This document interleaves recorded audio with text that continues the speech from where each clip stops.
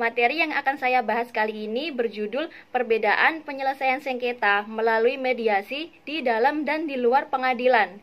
Selamat menonton, semoga bermanfaat. Penyelesaian sengketa sudah ada sejak zaman dahulu, bahkan sebelum kemerdekaan Indonesia. Penyelesaian sengketa umumnya muncul karena adanya masalah yang timbul karena perbedaan pendapat atau pemikiran. Hal tersebut disebabkan karena Tuhan menciptakan setiap manusia berbeda-beda, contohnya berbeda ras, suku, dan sebagainya. Perbedaan tersebut tentunya akan menimbulkan konflik atau perbedaan yang mungkin akan terjadi dengan manusia lainnya. Nah, terlepas dari segala macam perbedaan yang ada, Tuhan menciptakan manusia dengan akal pikiran, yang tentunya akan selalu berusaha untuk menemukan jalan terbaik dalam suatu permasalahan yang sedang dialami. Nah, untuk mendapatkan keadilan serta kerukunan dalam kehidupan sehari-hari dengan manusia lainnya. Pada dasarnya, penyelesaian sengketa dapat dilakukan menggunakan dua cara, yakni yang pertama melalui pengadilan atau biasa disebut dengan jalur litigasi. Kemudian yang kedua yakni melalui penyelesaian sengketa di luar pengadilan atau biasa disebut dengan jalur non-litigasi. Kedua cara tersebut memang sudah banyak dilakukan di Indonesia yang bertujuan untuk mendamaikan kedua belah pihak yang bersengketa.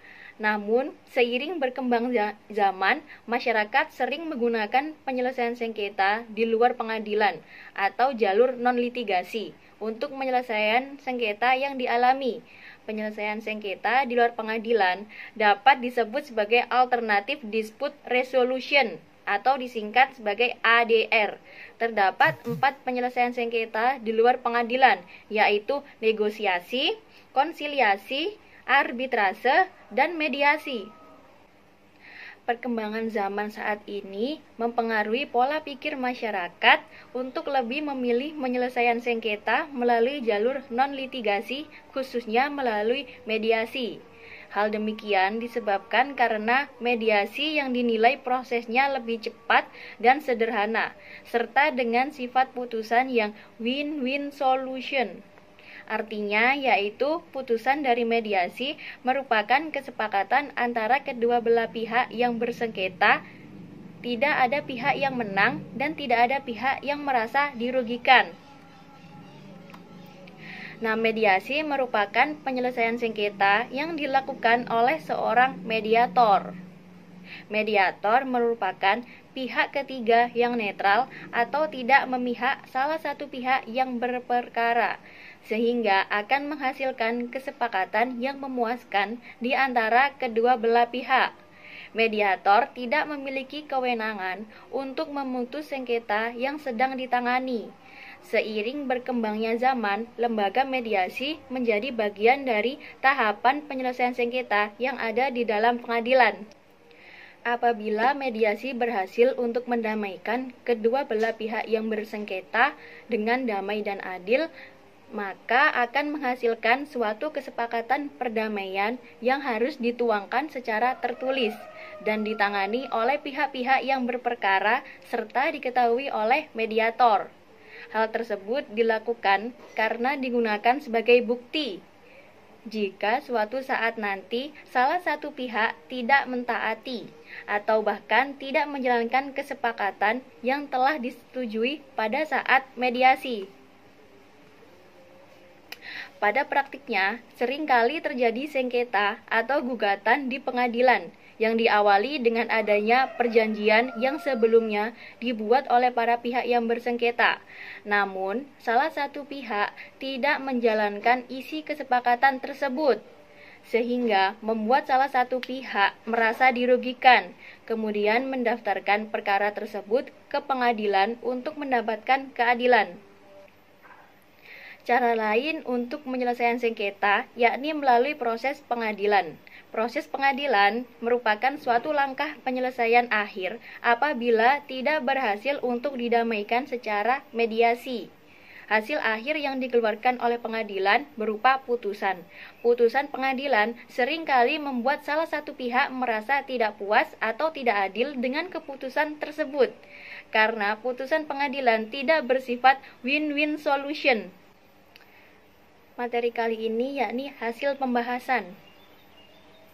Penyelesaian sengketa di Indonesia terdapat 4 macam, yakni konsiliasi, negosiasi, arbitrase, dan mediasi. Mediasi merupakan suatu upaya hukum yang bertujuan untuk mendamaikan para pihak yang berperkara dengan cara melibatkan orang ketiga yang tidak memihak kepada salah satu pihak yang berperkara, yang kemudian disebut sebagai mediator. Mediator sendiri tidak memiliki hak untuk memutus perkara yang sedang ditangani atau bahkan memaksa kehendak dari para pihak. Mediator hanya memfasilitasi agar kedua belah pihak terhubung satu sama lain dengan adanya pihak yang menengahi jika terjadi suatu perdebatan. Upaya perdamaian tersebut merupakan budaya bangsa Indonesia yang berasaskan musyawarah mufakat oleh karena sama-sama bertujuan mencapai kesepakatan dari pihak yang bersengketa dan dibantu oleh pihak ketiga yang bersifat netral. Undang-undang yang mengatur yakni pada pasal 6 ayat 3 Undang-Undang Nomor 30 Tahun 1999 menyebutkan bahwa dalam suatu sengketa atau perbedaan pendapat yang tidak dapat diselesaikan, maka atas kesepakatan tertulis para pihak atau beda pendapat diselesaikan melalui bantuan seorang atau lebih penasehat ahli maupun seorang mediator. Dalam undang-undang tersebut tidak mendefinisikan yang jelas mengenai pengertian dari mediasi atau mediator. Kesepakatan penyelesaian sengketa atau beda pendapat secara tertulis merupakan suatu kesepakatan yang final, serta mengikat para pihak yang bersengketa untuk melaksanakan kesepakatan dengan itikat baik dan tanpa paksaan dari pihak manapun. Perbedaan penyelesaian sengketa melalui mediasi di dalam dan di luar pengadilan sudah diatur pada Perma Nomor 1 Tahun 2016 tentang mediasi. Peraturan tersebut tidak hanya mengatur penyelesaian sengketa melalui mediasi di dalam pengadilan saja, namun juga mengatur penyelesaian sengketa melalui mediasi di luar pengadilan. Kedua mediasi terdapat perbedaan yang cukup signifikan pada mekanismenya, serta keduanya mempunyai kelebihan serta kekurangan masing-masing. Pada Perma Nomor 1 Tahun 2016 menjelaskan bahwa mediasi di dalam pengadilan adalah cara penyelesaian sengketa melalui proses perundingan untuk memperoleh kesepakatan para pihak dibantu mediator melalui lembaga pengadilan. Artinya, upaya tersebut dilakukan di muka sidang yang dipimpin oleh hakim atau biasa disebut sebagai jalur litigasi, serta harus memenuhi proses-proses yang ditetapkan di pengadilan. Kemudian, mediasi melalui jalur non-litigasi merupakan upaya penyelesaian sengketa yang akan dilakukan pertama kali untuk kesepakatan di antara kedua belah pihak yang bersengketa. Perbedaan yang cenderung membedakan di antara keduanya yakni pada prosedur-prosedurnya. Pada mediasi litigasi, pihak yang bersengketa harus melewati beberapa prosedur. Prosedur yang pertama yakni pendaftaran perkara ke pengadilan. Kemudian pihak bersengketa harus membayar biaya yang ditetapkan atau biasa disebut sebagai biaya panjar. Kemudian, jika sengketa yang diajukan sengketa pidana yang mendaftarkan adalah kejaksaan berdasarkan kasus yang telah diselidiki kepolisian. Prosedur pendaftaran tersebut melengkapi surat permohonan atau gugatan dan surat kuasa yang sudah dilegalisasi. Nah, itu jika penggugat menggunakan jasa kuasa hukum. Setelah seluruh prosedur administrasi sudah dilaksanakan, para pihak yang bersengketa menunggu relas atau surat panggilan sidang.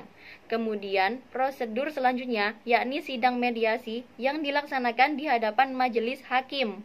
Setelah pendaftaran sengketa, maka harus membayar biaya yang ditetapkan oleh pengadilan. Sengketa pidana biasanya ditanggung oleh pemerintah karena kejaksaan selaku penggugat. Sedangkan dalam sengketa perdata, biaya pengadilan dibebankan pada penggugat. Pembayaran tersebut bisa dilakukan jika gugatan yang diajukan sudah disetujui oleh ketua pengadilan. Kemudian, para pihak yang bersengketa menunggu surat panggilan atau relas untuk melakukan sidang. Pada sengketa pidana, relas dijadwalkan oleh pihak kejaksaan berdasarkan ketersediaan hakim yang menangani perkara. Sedangkan pada sengketa perdata, relas dikeluarkan oleh pihak pengadilan. Kemudian akan melakukan mediasi di ruang sidang terlebih dahulu. Selanjutnya, hakim akan melakukan sidang putusan jika mediasi telah dilakukan. Putusan tersebut bersifat win-loss solution. Prosedur-prosedur yang dilakukan di pengadilan cenderung lebih formal dan lebih teknis. Hasil akhir dari penyelesaian sengketa melalui litigasi yakni dengan keluarnya putusan hakim. Putusan yang dikeluarkan hakim pada dasarnya menggambarkan kemanfaatan yang tidak memutus sengketa.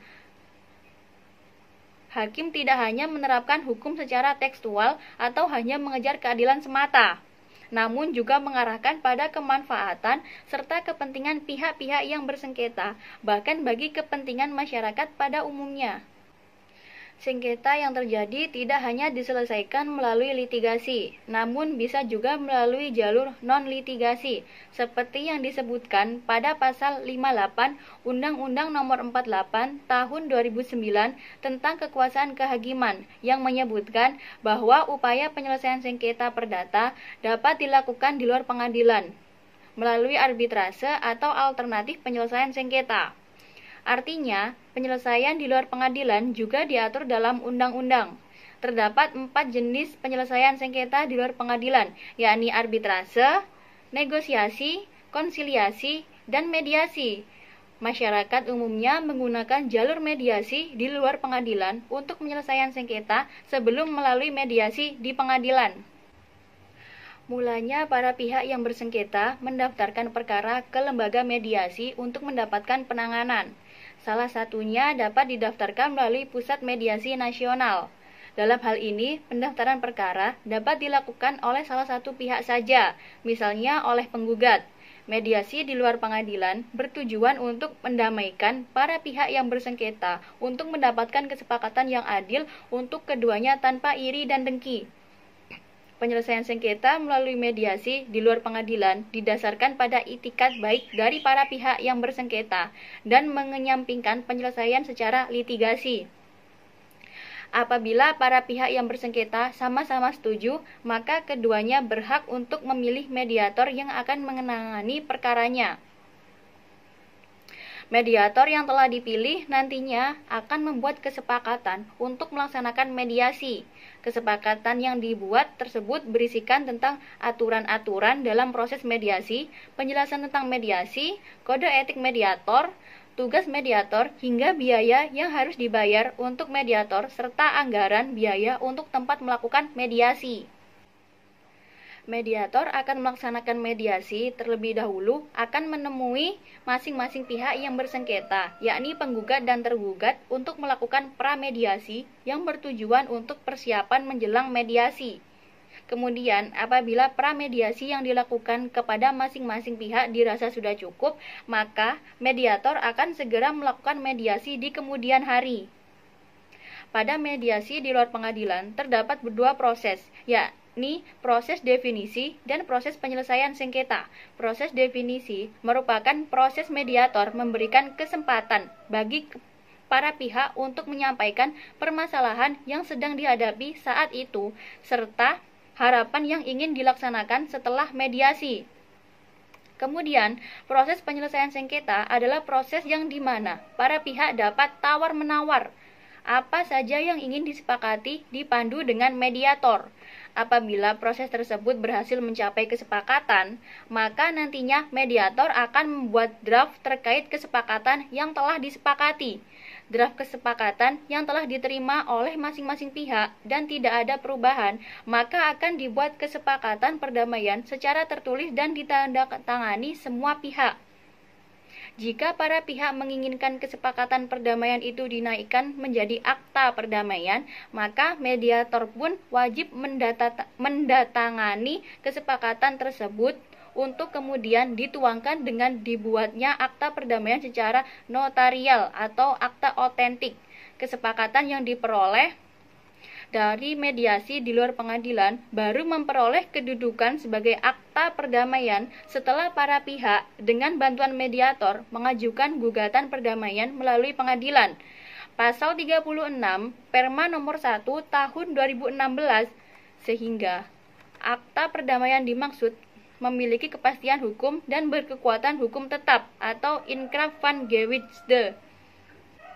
Demikian materi yang dapat saya sampaikan. Ada kurang lebihnya atau bahkan ada salah materi, saya mohon maaf yang sebesar-besarnya karena saya masih dalam tahap belajar. Semoga bermanfaat. Dari saya, wassalamualaikum warahmatullahi wabarakatuh. Terima kasih telah menonton.